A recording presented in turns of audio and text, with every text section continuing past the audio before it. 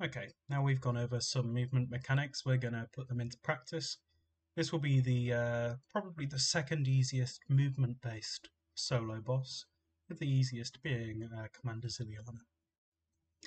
Now for solo Bandos, we're going to be doing the Crossbow method, which is a 5-tick weapon.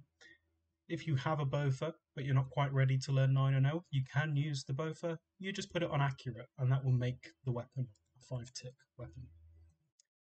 As far as gear setup goes, we have the most budget gear setup in the world.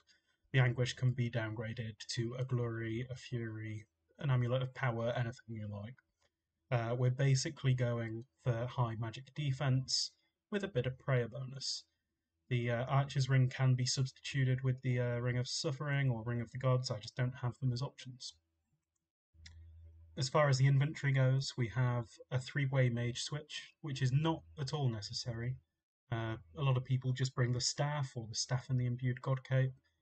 I like bringing the occult and my ancestral pants, just to make sure I get the heals off on the mage minion. Your trips are normally limited to your stamina potions and your prayer potions, so as you get more comfortable, you can slowly eliminate brews from your setup altogether, but I would recommend keeping 1 or 2 as an emergency. Now, as you see in the room, which is crowded by these lovely trio players here, you will see I have some tiles marked, and 2 of them are very important. Your first extremely important tile is your shoot tile. On this tile, if you do not shoot, General Grado will hit you. And the second important tile here, skip first rotation. On every single kill, you're going to hit on the shoot tile, and you're going to run straight across to the other end. This is just to get him lined up better, so you don't take any hits along the way. You only have to skip the tile once, and never again during every kill. The start don't shoot tile up here is for every kill after the first. You'll start on this tile, and when Bandos spawns, you'll run down to the shoot tile and shoot.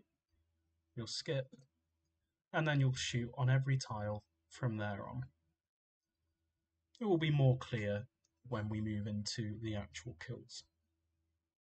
Now, as we touched on in the previous video, if you have tile indicator or destination tile active, you'll be able to tell when to attack when your tiles either line up with the marked tiles or when your destination tile box disappears. The biggest mistake I see people do with this method is not clicking to move straight after they attack. So once you hit attack, you want to straight away start moving towards the next tile. You don't have to click on the next tile exactly, but you need to at least start moving towards it. Now, during these example kills, I do recommend you to set the video at 50% speed, just to see the exact timing on the attack move. The other good thing about the 6-0 crossbow method is the minions will always stack up together in a clump, so you can blood barrage all 3 at the same time.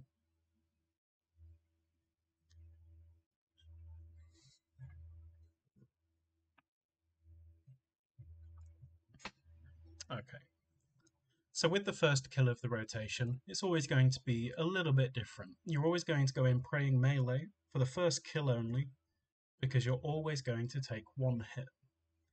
Now if you're using a private instance, it's as simple as running to the shoot tile, attacking once, running straight ahead, and switching to pray ranged after Growlor attacks you once. If you're using a public instance, you generally want to wait until Bandos is around this area where he spawns, and then walk in and do the same thing. Now I'm going to go straight in here and show you a couple of demonstration kills. So we're going to first brew up, because we have to tank a hit at the start. If it is a ranged hit, we are going to get hit.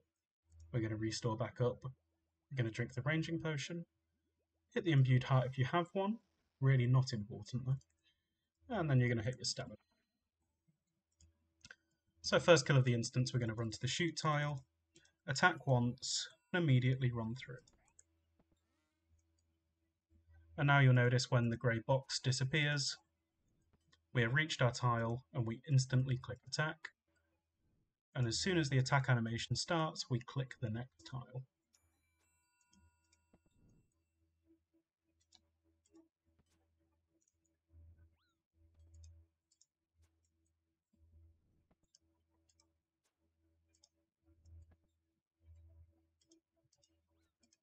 If you get the timing a little bit wrong, usually you'll just end up tanking one hit, and then you can get it back into cycle relatively quickly. I think most people, including myself, when they initially learn this method, there is a couple of deaths. It's quite easy to get tempted to attack too early. My best advice is it's better to not attack at all than attack early.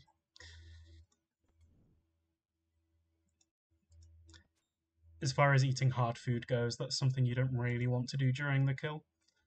It's best to do afterwards, because if you do happen to need to eat a food, the hard food will stall you,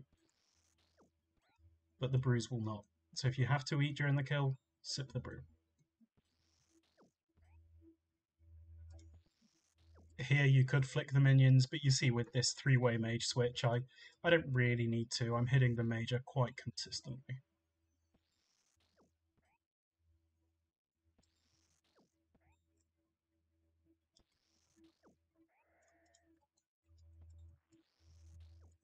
So we're always going to leave the mage as last alive when we have the opportunity. This is just because we're wearing magical defense gear. He's not going to hit us too hard. And then we can switch to the blowpipe to kill the last minion.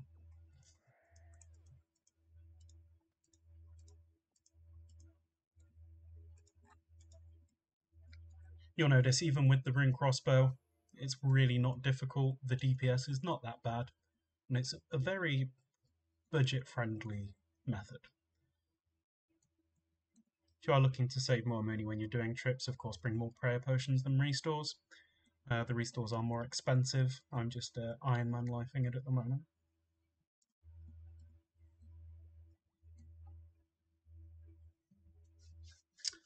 Okay, so every kill after the first kill, which we just did, we're safe just to pray ranged and rigor at the start.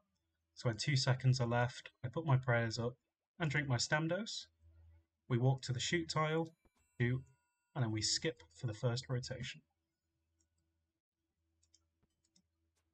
And then we continue as normal. We wait for the grey box to disappear, we click attack, and we instantly move. You can left click to attack, but sometimes you can accidentally walk to the boss instead of attacking. So I definitely recommend right clicking. It's a tiny bit of extra effort, but it's completely fail safe.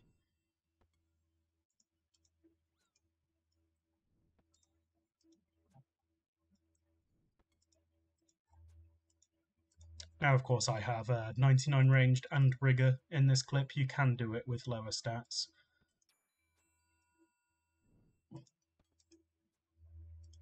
Of course, if you don't have rigor or a high ranged level, it would probably take you 2 stamina potions. Doses